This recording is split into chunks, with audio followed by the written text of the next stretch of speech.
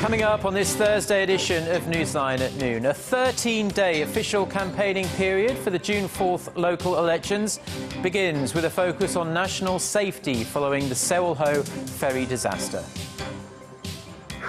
Despite international sanctions against North Korea, the regime's close ties with China pushed the country's international trade volume to new heights. Plus, prosecutors plan to set up special investigative units across the nation to root out the so-called bureaucratic mafia. These stories and more on Newsline at noon.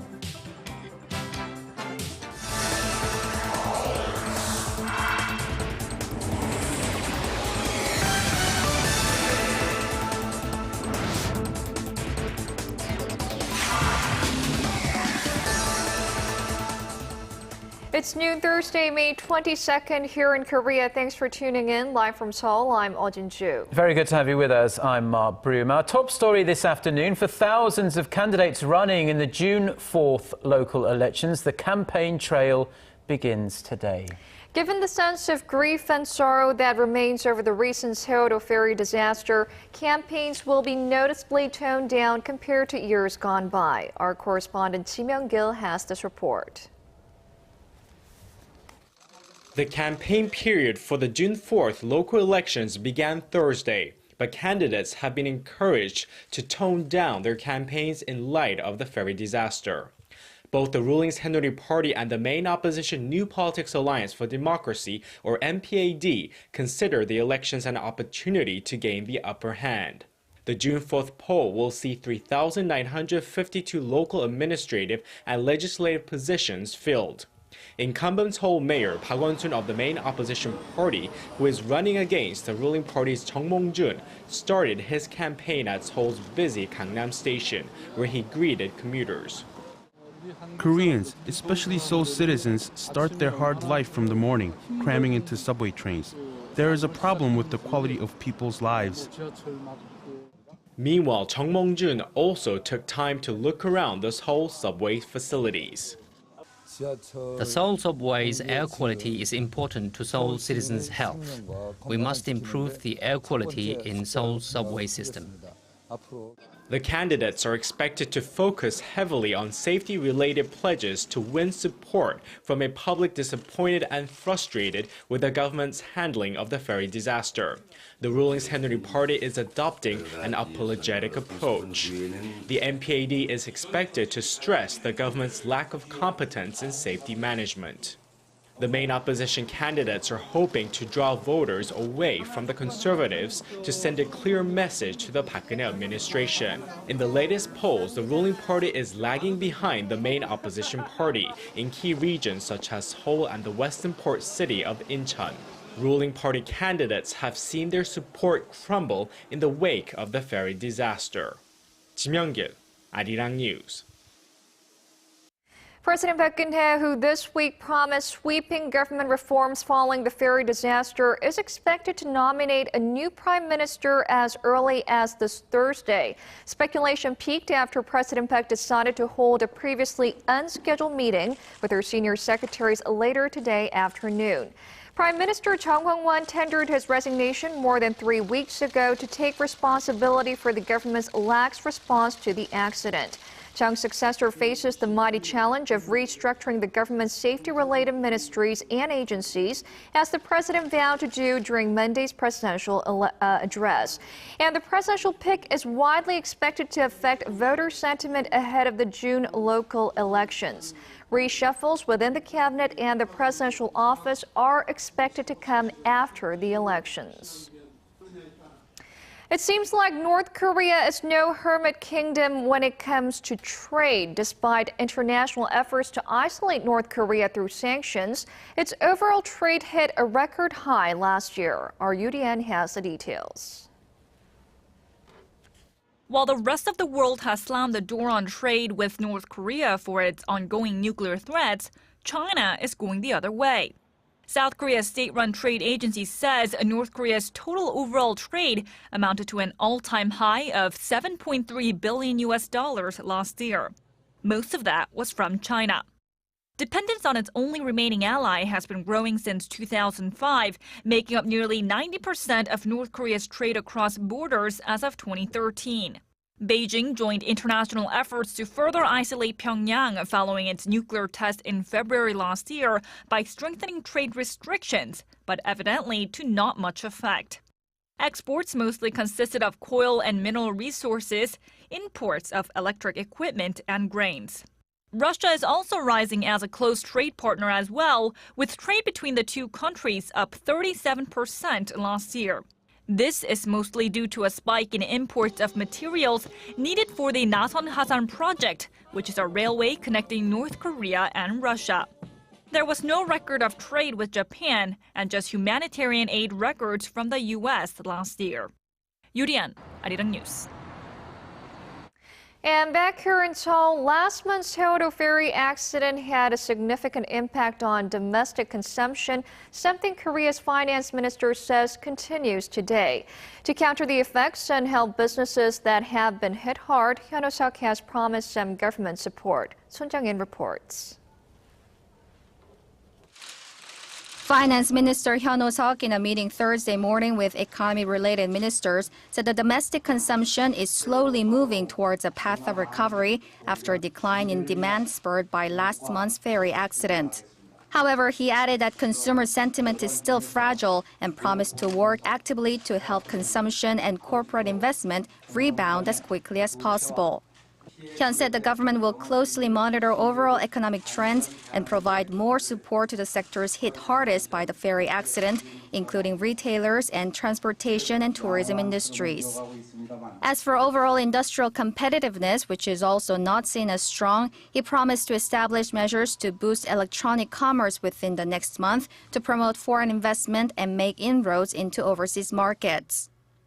Local private financial researchers forecast the economy to stay on a moderate recovery path in the latter half of this year. Their average estimate of this year's economic growth rate ranged between 3.9% to 4%, which is similar or slightly lower than the one previously set by the government. They said weakened consumption and a gradual drop in the $1 exchange rate may work as negative factors of this year's economy.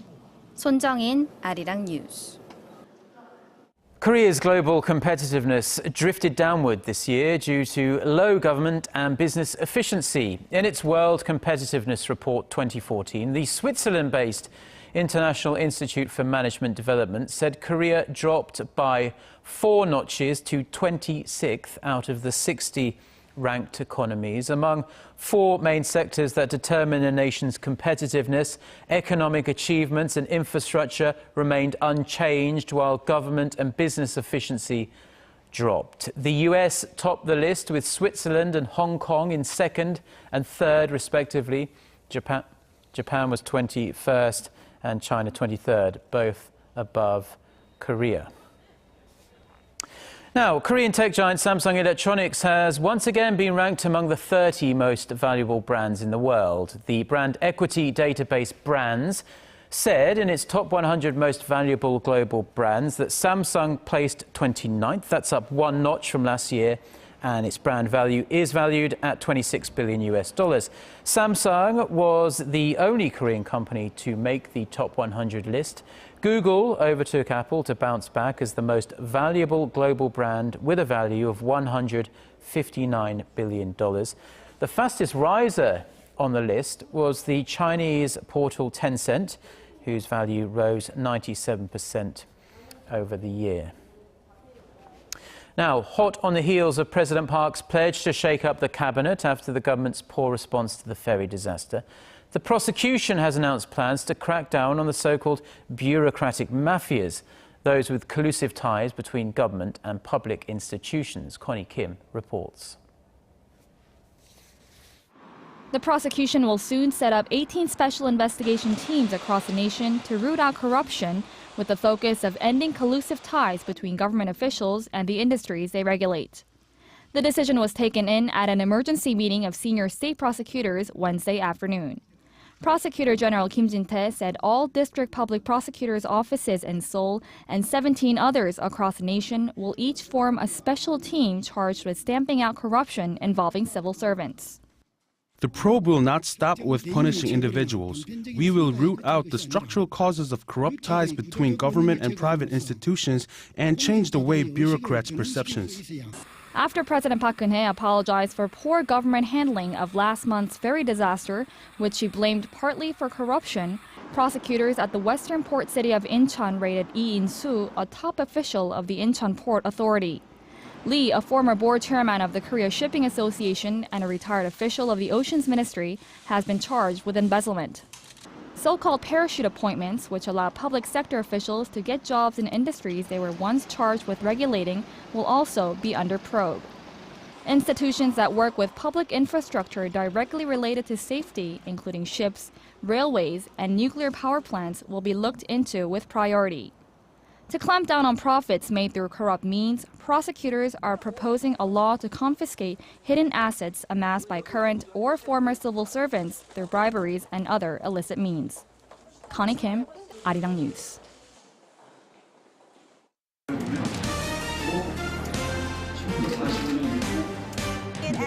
Stay up to date on the latest news out of Korea. Connecting to our team of reporters about the issues that matter to Korea. On air, on your mobile, online. Find out more about Korea on NEWSLINE at Noon with Mark Broom and Jin-ju. I'm Jin-ju. Market researcher, strategy analytics, said Thursday that LG Electronics brought in about 11.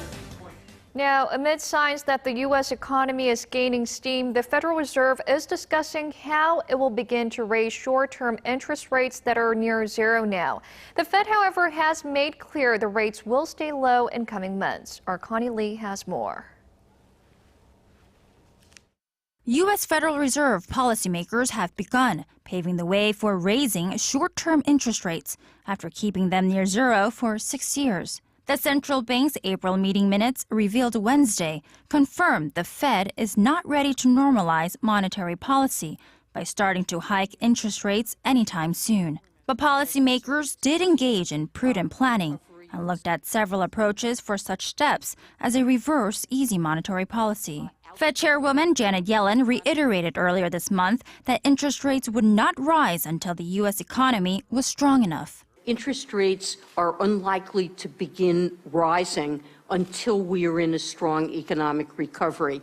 We eventually will start to raise interest rates.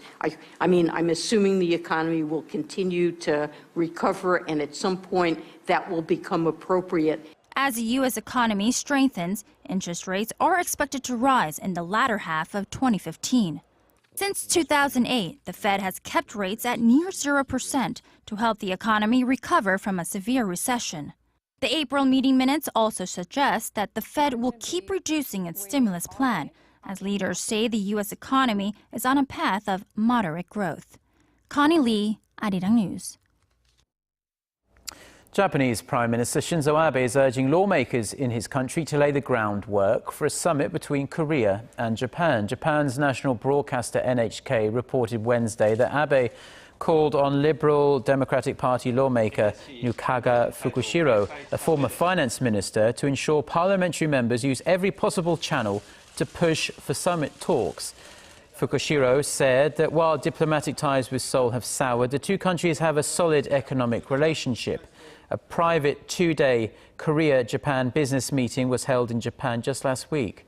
Korean President Park Geun-hye and Abe, who both came to power early last year, have yet to hold a bilateral summit due to strained ties over historical and territorial issues.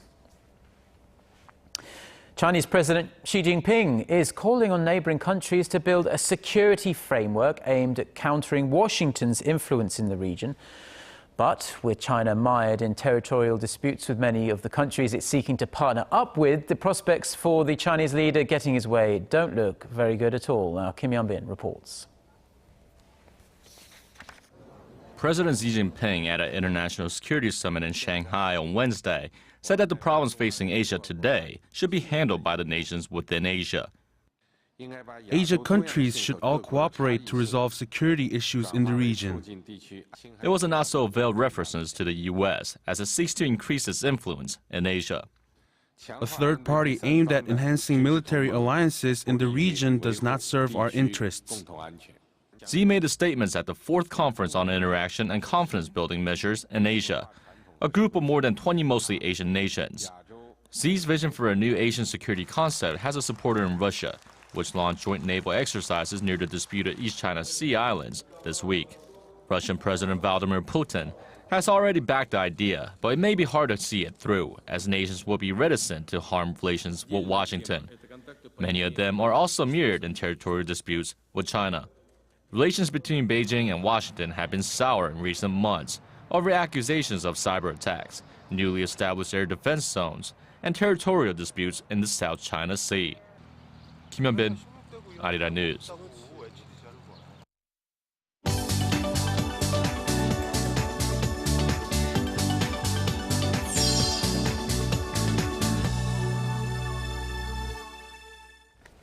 Time now for a look through the international headlines we're following at this hour. For that, we turn to our Eunice Kim standing by at the news center.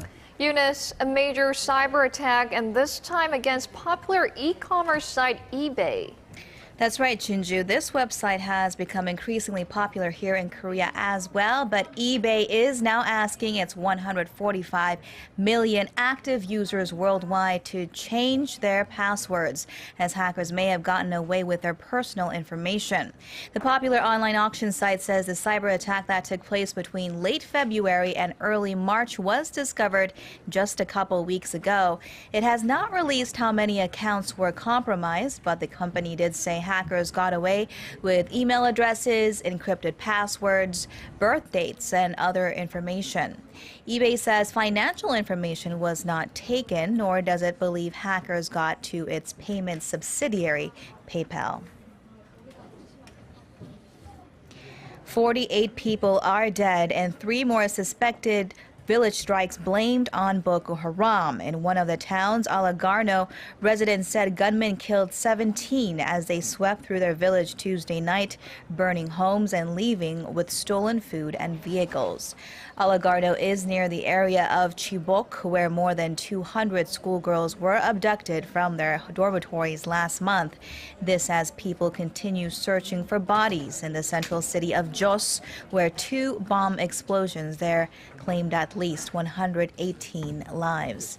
And in the ongoing search for the missing schoolgirls, the White House announced it is sending in 80 non-combatant military personnel into Chad to help with intelligence, surveillance, and reconnaissance aircraft missions over Nigeria and surrounding regions.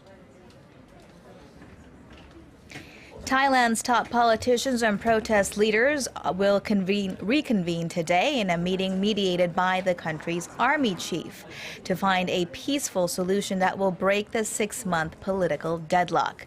It follows Wednesday's 7-party meeting among key political factions that ended without agreement.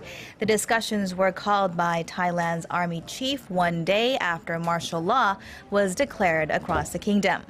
And separately, the Thai Election Commission met to consider the caretaker government's proposal of fresh elections on August 3rd.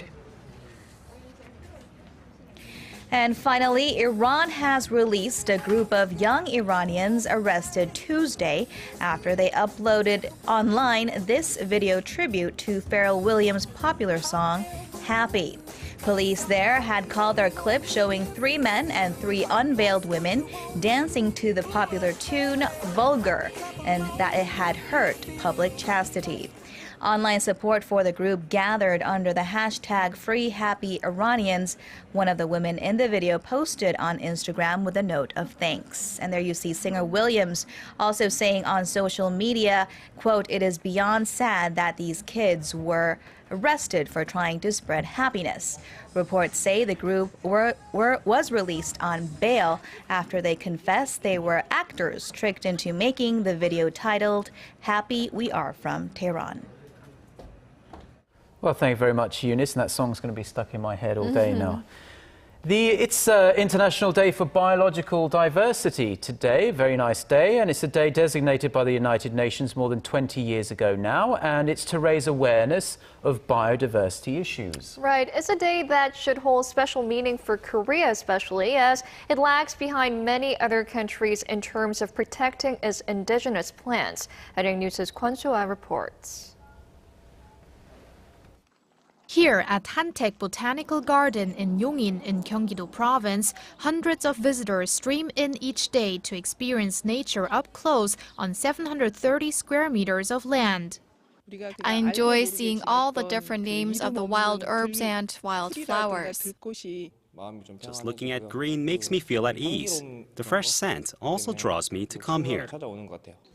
For 30 years, the director of Hantaek Botanical Garden, Lee Taek-ju, has been digging up plants in Korea and abroad, collecting their seeds and growing them on his soil. He has been to South America, Europe, and even secured species native to North Korea during trips to China.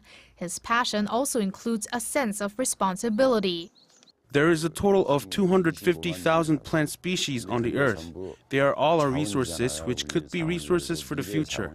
Securing many of them is what is done at a botanical garden. Lee says compared to other countries, Korea lags behind when it comes to the variety of plants it cultivates. According to Hantaek Botanical Garden, around 4,900 wild plant species call Korea home, but the nation is not in control of all of them. When Korea was hit by the Asian financial crisis in the late 90s, major plant nurseries were taken over by foreign companies. It's why today Korea has to pay royalties for some plants of native heritage when importing them from abroad. Take the Miss Kim lilac as an example. It was discovered by an American collector in Seoul's Dobongsan Mountain in the 70s, but now Koreans must re-import it and pay fees to enjoy the flower. There are still many resources we have to excavate, which could have new functions or features. In order to develop new plant varieties and commercialize them, we need more plant breeding specialists, but they aren't made overnight. We are at a point where we desperately need support to expand human resources for fundamental research.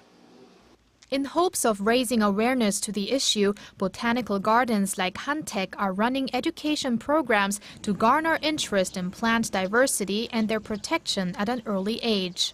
Kwon So-ah, Arirang News.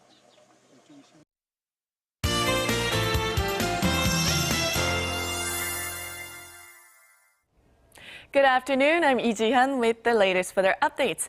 The sunny and summer-like weather conditions should continue today. In fact, most parts of the peninsula will have higher readings than yesterday, with temperatures hovering in the upper 20s to low 30s across the nation.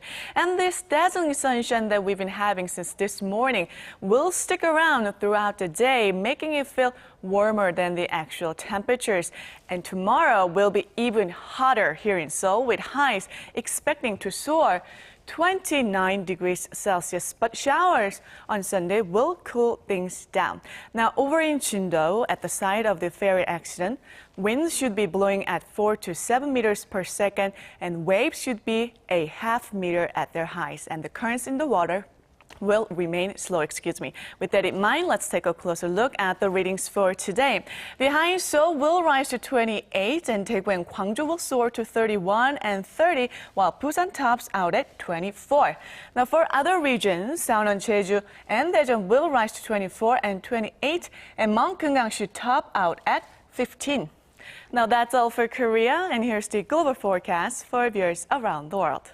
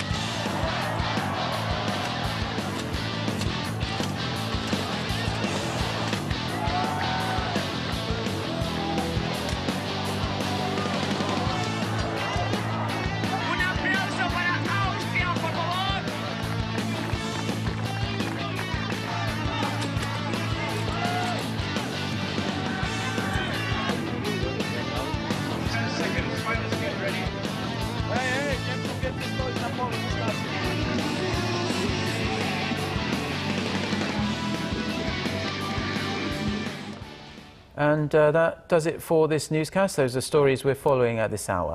Mark and I'll be back at the same time tomorrow. Thank you for watching.